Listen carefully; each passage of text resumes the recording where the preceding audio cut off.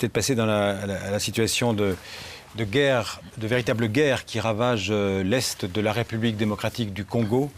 Une guerre entre l'armée régulière de la RDC, des mouvements rebelles pro-Rwanda ou pro parfois d'ailleurs gouvernement de Kinshasa, des milliers de morts, des blessés, des viols. À nouveau les civils qui sont les premières victimes. Il y a sur place la MONUSCO qui est une des plus importantes missions de l'ONU, près de 20 000 soldats de l'ONU qui sont sur place, donc dans les deux parties du Kivu. Mais les crimes de guerre continuent. La MONUSCO, c'est aussi un échec pour l'ONU, Monsieur le Secrétaire général? Non, ce n'est pas un échec. La MONUSCO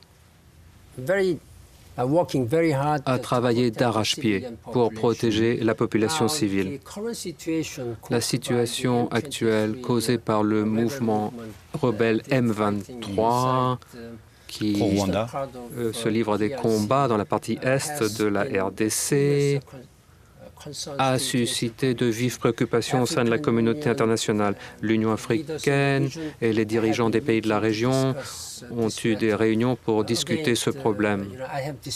Encore une fois, j'ai dépêché un secrétaire général adjoint, le secrétaire général adjoint aux opérations de maintien de la paix. Il est allé sur place. Il y a eu une conférence internationale sur la région des Grands Lacs. Il y a eu une réunion au sommet à Kampala, en Ouganda.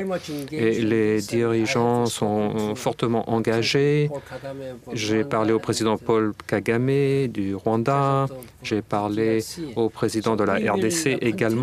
Et donc nous continuerons de discuter cette question pour ramener la paix et la stabilité en RDC.